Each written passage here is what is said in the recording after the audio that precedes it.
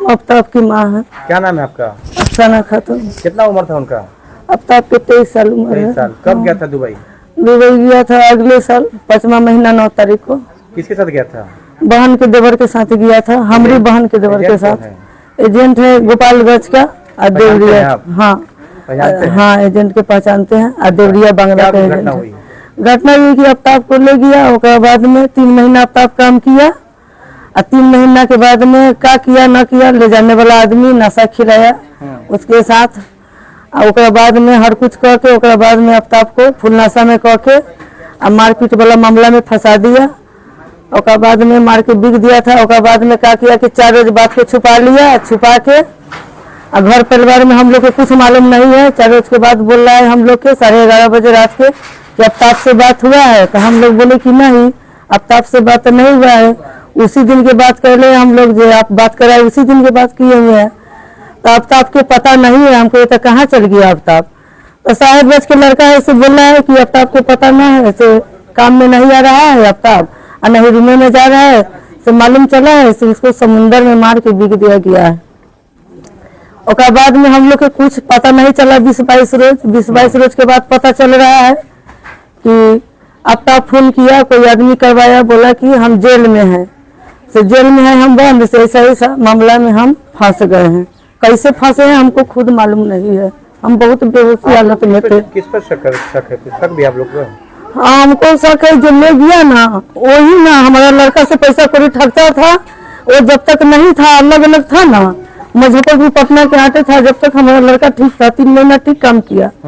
2 मरते पैसा भेजा, एक मरते 15,000, एक मरते 10,000, 25,000 तो रुपये दिया हमको। गरीब आदमी इतना कर्जा हम करके भेज दिए उसको। हमको तो यहाँ अपने व्यवस्था हर तरह से खराब है, शरण नहीं है पास में, इतना कर्जे में डूबे हुए कि हर तरह से घर बेच कर लाइए, ऐसे करके लाइए कि हर तरीका से कि हम लोग यहाँ पे दशा खराब है। और बाद में वो बोल रहा है कि नहीं हमको कुछ पता नहीं है। तो बोला हमारा आदमी लोग जा रहे हैं एजेंट पर और कंपनी पर केस करने, से आफ्ताब के पता नहीं है, पासपोर्ट वीजा लाइए।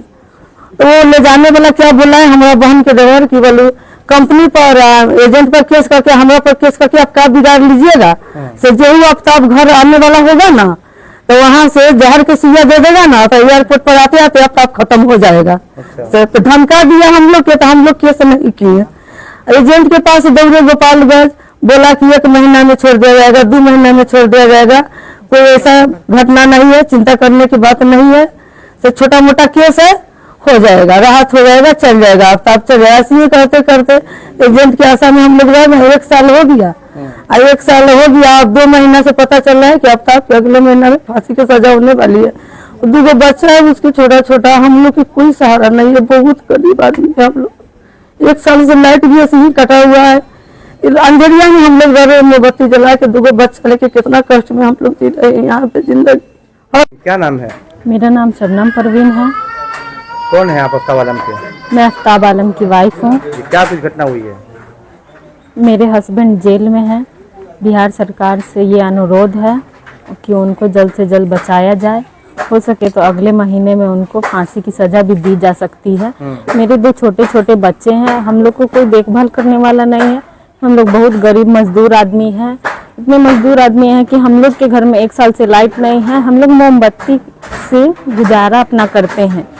मेरे छोटे छोटे 2 बच्चे हैं, वो लोग गर्मी से अंधेरे से बहुत घबराते हैं, बहुत रोते हैं। 1 से 1.5 लाख तक का बिल आया हुआ है, हम लोग के पास खाने पीने तक का सहारा नहीं है, तो हम लोग उतना बिल गरीब आदमी कहाँ से भरेंगे। हम लोग अपने पति को मतलब कुछ कर्जा ले करके उनको दुबई भेजा गया था कि थोड़ा 2 पैसा कमाएंगे, कर्जा हल होगा, बिजली बिल लगेगी, लेकिन ऐसा नहीं हुआ। उनको साजिश में डालकर उनके ऊपर मर्डर केस का इल्जाम लगा करके उनको फंसा दिया गया है। अभी वो पुलिस की हिरासत में जेल में है। अच्छा, क्या चाह रहे हैं आप लोग? हम लोग बिहार सरकार से, केंद्र सरकार से यही गुजारिश है कि उनको जल्द से जल्द बचा लिया जाए। CEO जो हयात राशिद नसीम हैं, जो दुबई में रहते हैं, एक्चुअली उनके दोस्त के थ्रू पता चला कि मुजफ्फरपुर के एक बच्चे जो वहाँ बेतरीके मतलब गलत बुनियाद पे फंसा दिए गए हैं और उनको फांसी की सज़ा हो गई है।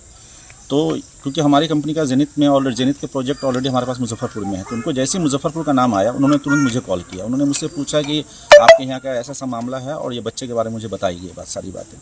हमने इनका पता लगाया, मुझे पता चला कि अपना ही पंचायत अपने ही गांव का है, मेरे घर के बगल का ही है। हम जब आए, जब बच्चों से बात किया वहाँ पे, तो उनके घर वालों से बात की। हमारे हयात सर जो हैं दुबई के, जो हमारे कंपनी के CEO हैं, उन्होंने तुरंत वकील हायर किया, वहाँ पे वकील हायर करके डेट को आगे बढ़वाया है। बस मसला ये है, ये मुहिम हम लोग इसलिए चला रहे हैं कि 1 महीने बाद बच्चों को सज़ा होना है, उसको फांसी होना है। उस फांसी से बचाने के लिए हम लोग मुहिम चला रहे हैं यहाँ पे कि हम लोग भारत सरकार को से मदद ले सके। भारत सरकार यहाँ से मतलब दुबई में हमारी इंडियन एम्बेसी है, उसके थ्रू एक वकील हायर करें, उस वकील के थ्रू उस बच्चे का केस लड़ा जाए और उस बच्चे को इंसाफ दिलाया जाए, ताकि वो बच्चा सही सलामत अपने घर पे आ जाए। हम लोग बस यही मुहिम चला रहे हैं।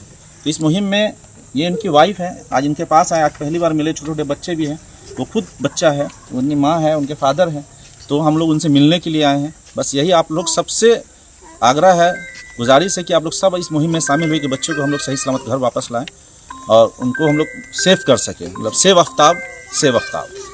परिचय दीजिए सर अपना। मेरा नाम मोहम्मद निज़ामुद्दीन है, मैंने पहले बताया, मैं जेनिथ ग्लोबल रियलिटी का MD हूँ।